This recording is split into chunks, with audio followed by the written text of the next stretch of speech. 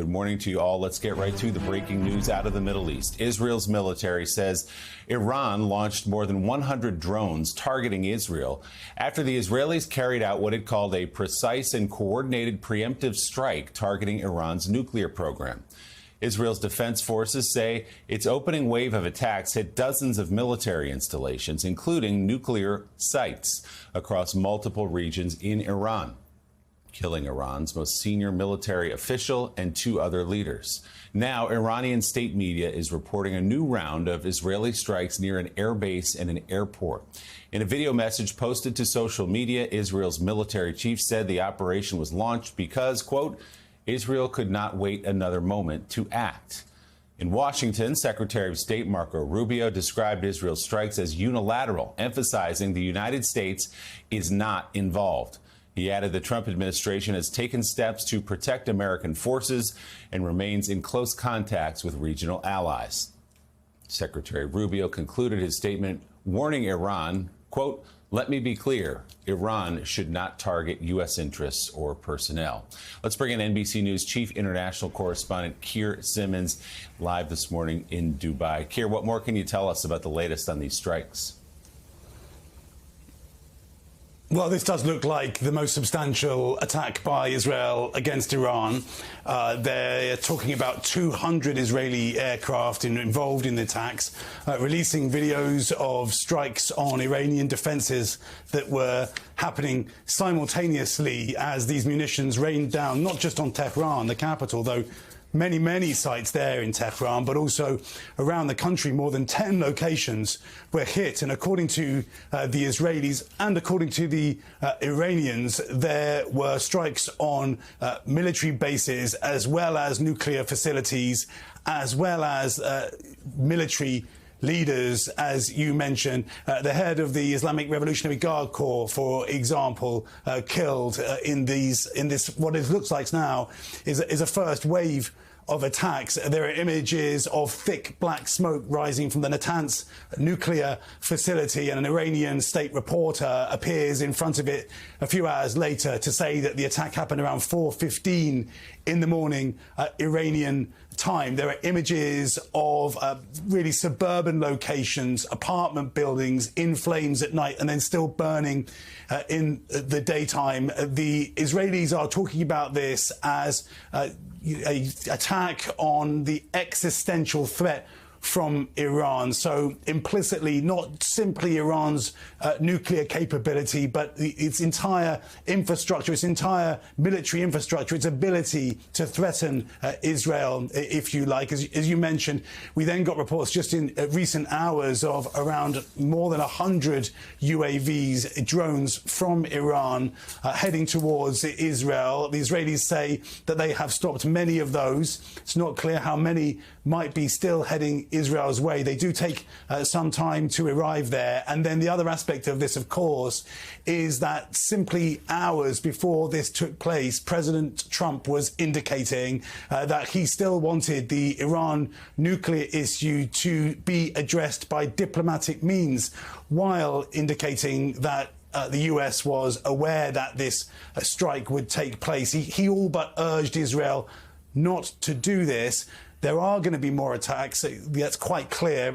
We're hearing, as you mentioned now, of another wave from Israel. Prime Minister Netanyahu being clear that this is part of an ongoing operation, not just an overnight one-off. And just to set the table a little bit, I guess, Willie, the question has always been, when this has been talked about, is whether Israel has the capability to take out, if you like, Iran's nuclear facilities, Iran's nuclear program comprehensively enough to stop it, or whether that would need the support of the US, particularly US munitions, and whether an attack like this would prompt Iran to, if you like, race towards nuclear capability. Those questions are all still out there as we look at these images of multiple places in Iran burning today. Keir, stay with us. I want to turn to David Ignatius as well. David, obviously this was a targeted attack on, as Keir says, the nuclear program. Top 2 nuclear scientists killed, Israel says, in these attacks, but also on the military leadership of the IRGC, the commander-in-chief, another top leader of the IRGC taken out in this strike as well. This is something that had been sort of signaled for the last couple of days. People were talking about this and how the United States would handle it, distancing itself at least rhetorically, saying the United States had nothing to do with this. What do you take away from what we know so far about these strikes? So, Willie, what strikes me initially when we have such limited information is that this looks like a decapitation strike against Iran, similar to the decapitation of Hezbollah in Lebanon, where there's a deliberate attempt to target and assassinate the senior leadership. The top 3 military officials appear to have been killed. If you look at the photos and video that we have, you can see very precise targeting. Certain floors of buildings, but not the building as a whole, have been hit, indicating very precise intelligence. There are also reports that Iran was using drones brought into Iran, Israel is using drones brought into Iran to be as precise as possible, not ballistic missile or aircraft strikes. The second thing that strikes me is that the United States position so far is not what I've ever seen in any conflict that involves Israel to this degree with Iran or other adversaries. The United States is standing back, is saying this is Israel's unilateral action, seems still interested in having a diplomatic meeting, Steve Witkoff meeting on Sunday in Oman with the Iranian foreign minister.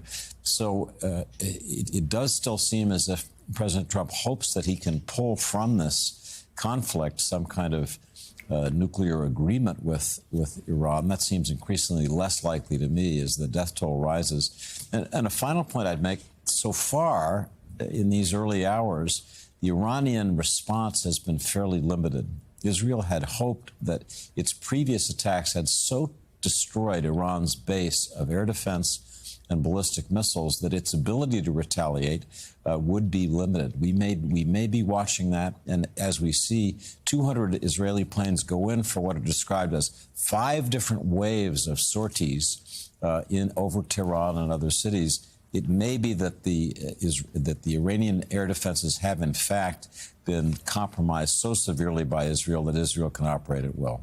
Yeah, Iran's military may be compromised. Also, now its leadership apparently decimated, so maybe leading to some confusion there in Tehran as to what to do for a response. We know that President Trump did not want this. He warned off Prime Minister Netanyahu back in April when Israel was planning an attack then. Israel listened. He has in recent weeks still been pushing a diplomatic solution. We're told Prime Minister Netanyahu told President Trump when they had a call on Monday that an attack was possible. That's in part why the U.S. moved personnel out of the region in anticipation of a response. And that, as David just noted, the Secretary of State's statement made clear that this was Israel's decision. There's a unilateral move. And we just now have heard from President Trump for the first time. Last night, after the attack happened, he left the congressional picnic early at the White House, met with national security officials. He's just taken it to social just a couple moments ago. It is a very Iran-focused post. I'll read a little bit of it. I gave Iran chance after chance to make a deal. I told them in the strongest of words to just do it. But no matter how hard they tried, no matter how close they got, they just couldn't get it done. I told them that it would be much worse than they knew, anticipated, or were told. That the United States makes the best military equipment in the world, and Israel has a lot of it. Certain Iranian hardliners, he goes on to say, spoke bravely, but they didn't know what was about to happen.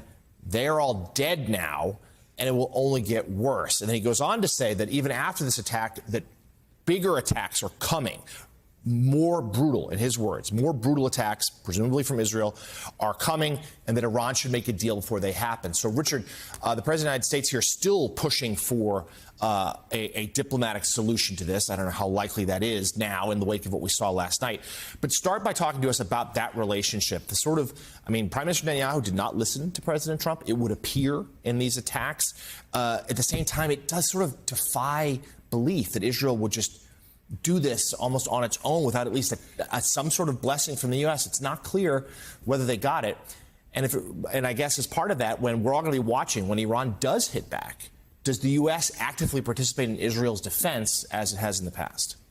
Well, a couple of things. Let's just unpack this a little bit. Yeah. Israel described this as a quote-unquote preemptive strike on Iran. It was not. This is a preventive strike. Big difference under international law, diplomacy. This was against a gathering Iranian threat. There was no imminent plans for Iran, say, to launch anything nuclear against Israel because they don't have that capacity. Let's just put this in context. Second of all, Israel clearly gave the United States a heads up. And what seems to me, Jonathan, is the United States acquiesced. Look, I've been in government when we've given Israel red lights. I've been in government when we gave Israel yellow lights or green lights. This was somewhere between a yellow and a green light, in the sense when the United States says we're going to withdraw our personnel from the region and so forth. There was no red light here. So, again, Israel acted on its own, but the United States essentially said, if you want to do this, it's one way or another, we were saying it's okay by us if you do this. If President Trump wanted to have stopped this attack, he could have. It's that simple, given the importance of the U.S. relationship to Israel. The idea that now you could get diplomacy restarted, I think is fanciful. I think it's fanciful. I think what the Iranians are going to do in the short run is look at various types of retaliation. Drone thing is small. I think the most interesting thing is whether they go regional, whether they go against, for example, some of the Arab countries or something like that. I don't know. Whether they do terrorism. They've also got time on their side. As we've seen in the past, Iranian retaliation doesn't have to have instant. The other big issue is whether they try to reconstitute their nuclear program much more underground. One of the big Iranian facilities seems to have been left out of the Israeli attack, as best I know, which is Fordow. That's one of the two places where the Iranians produce and store enriched uranium, deep, deep, deep underground. So this might be something we have to think about, not as an attack, but Israel will launch a campaign, and Iran will have both a retaliatory campaign and a reconstitution effort over time. So this might be something we don't look at as in hours, but this could play out over months or even years.